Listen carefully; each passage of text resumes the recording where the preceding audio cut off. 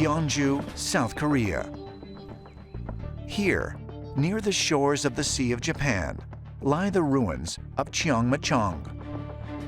Excavated in 1973, researchers believe this mound-shaped tomb was constructed for a 5th century ruler from the Silla dynasty, which spanned nearly 1,000 years. The main feature of this tomb is that it has what's known as a heavenly horse drawn onto it. And it's often called the heavenly horse tomb. And this horse has 8 fiery legs that are flaming. It's clearly not a living, naturalistic horse. It almost looks more like a combination of a horse and a dragon flying through the air. This may represent the journey of the spirit, the soul, or taking the soul up to the afterlife.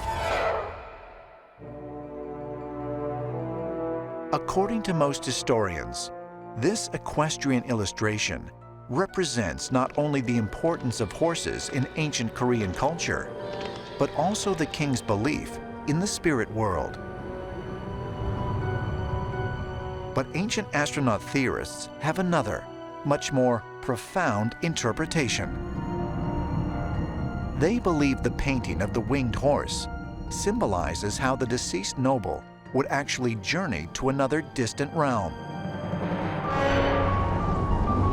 Tibetans and Mongolians also have similar legends of these flying horses.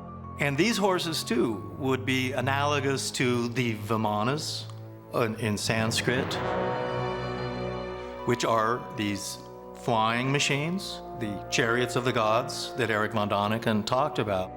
And often they're depicted as this horse, which was the familiar vehicle that people could travel in, only these horses could fly. They were flying vehicles. If you look at it even more closely, it resembles more some type of a dragon. Because out of its feet, there's fire coming out, and the feet themselves, or the legs, don't really look like legs, but they look as if they are some type of wings. We have to remember that our ancestors were not familiar with space vehicles, so whatever they saw up in the sky could best be described as an 8-legged horse descending from the sky. Could the so-called heavenly horse of Chiang really be a representation of an extraterrestrial flying transport, as ancient astronaut theorists contend? And if so, would this help to prove their theory that many ancient tombs were, in fact, portals to other extraterrestrial worlds? On Scotland's Orkney Islands, ancient astronaut theorist Andrew Collins and author Graham Phillips are investigating stone circles that are believed to be even older than Stonehenge. They have just arrived at the Ring of Brodgar, which is not only an important historical site, but also a hotspot for UFO sightings. We're here at the Ring of Brodgar. It is a henge circle, so all around the outside of it is a ditch and embankment. And one of the things that's been repeatedly found in connection with stone circles is that there's a very special geology associated with the landscape around them. And all of these seem to be able to manifest mysterious lights, and they almost appear to act like windows onto another realm. Because as you get higher, you can see that the whole place is like a perfect circle, a perfect hole out of this reality into another realm altogether. So this place here could actually be some kind of portal between this world and another. Precisely. But what's so incredible is that at virtually every location that this megalithic culture moved out is also somewhere associated with the appearance of mysterious light, what we'd call UFOs. We're talking about Stonehenge, Avebury, the Isle of Anglesey in Wales and the area around the Rudstone. All of these locations are what we would call portals, places where mysterious lights appear and then disappear. Is it possible that ancient stone circles found throughout the world were once used as portals to other parts of the universe? And could this explain why the builders of Stonehenge suddenly disappeared from the DNA record right after the structure is believed to have been completed? While such a notion may sound preposterous to some, ancient astronaut theorists suggest that it is far from impossible. And they realized that these stone circles actually do manipulate Earth energies. So these currents, they're part of the magnetic field. Archaeologists now are speculating that the blue stones that are part of the Stonehenge complex, they are a type of black blue dolerite that has very bright nodes of quartz in them. Quartz is able to convert the Earth's natural electrical vibrations into a form of energy. The amount of energy increases when the quartz is under pressure, as it would be as part of a massive monolithic structure, like Stonehenge. So you have electrical qualities when the quartz is kind of crushed, and then you have magnetic qualities as well within the same stone. So this could have been used to manipulate Earth energy currents. Many of the stone circles have something to do with astronomical alignments. And you have to wonder if it's a way of calculating and having a calibration that you can use to create a special portal area. It's got a special energy, perhaps that's being manipulated and created by these megalithic structures. Tulum, Mexico. Here, on the eastern edge of the Yucatan Peninsula, lie the ruins of one of the last cities built by the Maya, an advanced ancient civilization that thrived throughout Mesoamerica from the 8th century BC to the 15th century AD. Situated on a cliff overlooking the Caribbean Sea, this site honors the mysterious diving god that can be found depicted on several buildings.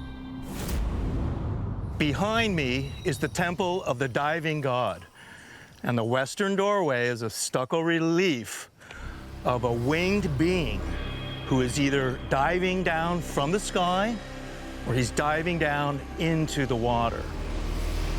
His real identity is not known. In addition to the diving god, it has been documented that the interior of the temple once contained a mural portraying the Aztec water goddess Chalchutlicue. While the Aztecs did not occupy the Yucatan Peninsula, their ancestors, the Olmecs, did. And some believe there may be a profound connection between this area of Mexico and the Aztec water gods, who ruled over a paradise-like world called Tlalocan. Descriptions of Tlalocan come from the Aztec shamans, spiritual guides who could access this otherworldly realm through whirlpools while in a dream state. And according to ancient astronaut theorists, deep in the jungle just south of Tulum is a location that is a perfect match for the descriptions of the east region of Tlalocan.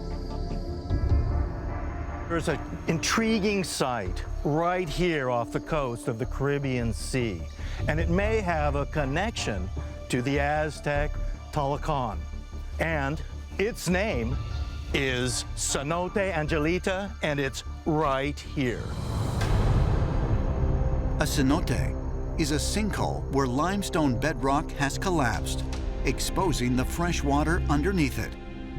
Many of the cenotes in this part of the Yucatan are believed to have been formed by the meteor strike that wiped out the dinosaurs more than 65 million years ago. As a result of this extreme impact, they contain high amounts of shocked quartz. Shocked quartz is a particular type of quartz that really needs very, very high pressure to form. Quartz is a crystal, but every crystal is not completely uniform. It's comprised of smaller little pieces that have to align along defect. And high pressure changes the internal structure of the quartz. Scientists have long known that quartz is able to convert the Earth's natural electrical vibrations into a form of energy.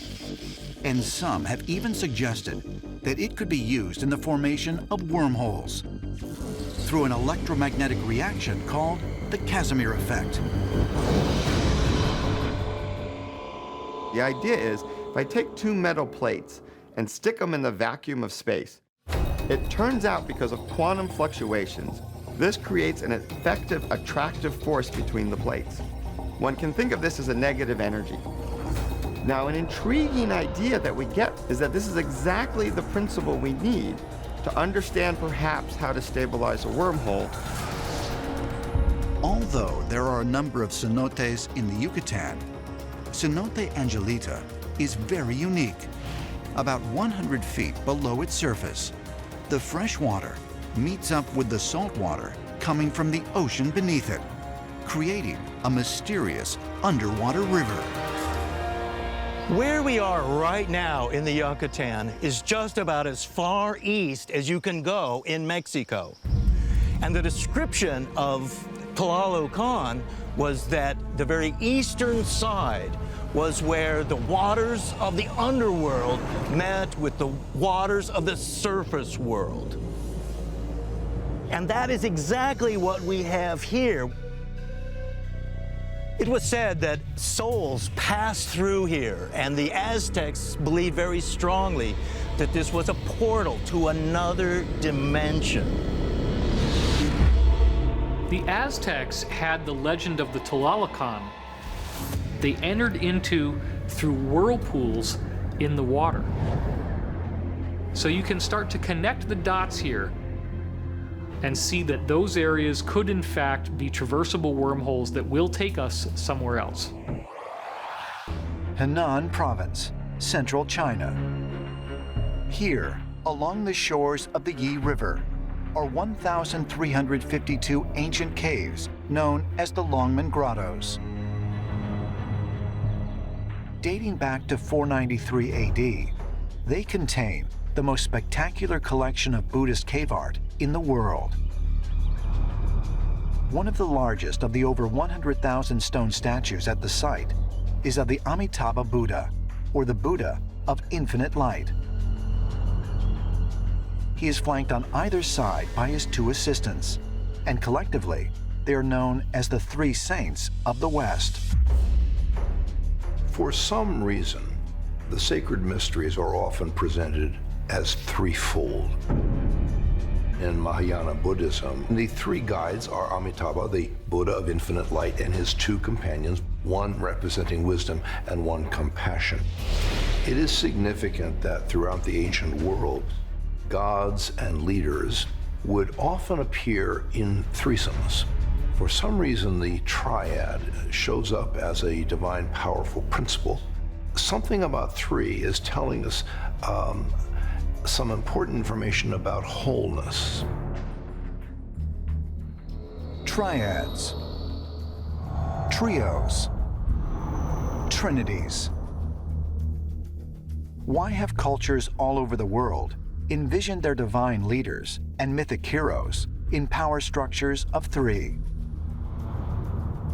Perhaps an answer can be found by examining the stories of the three saints and the celestial realm of the Amitabha Buddha, known as the Western Pure Land.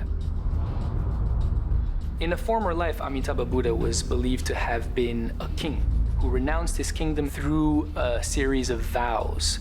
And these vows were vows to create a pure Buddha land. The Western Pure Land was thought to be actually real and to exist outside of the normal confines of time and space. Amitabha Buddha will come to your deathbed and personally escort you to this Western paradise. The Buddha Amitabha have two assistants, two bodhisattvas. The idea is that if you see three, it gives you a feeling that there's plenty of help coming. The last moments of life are very important in this form of Buddhism.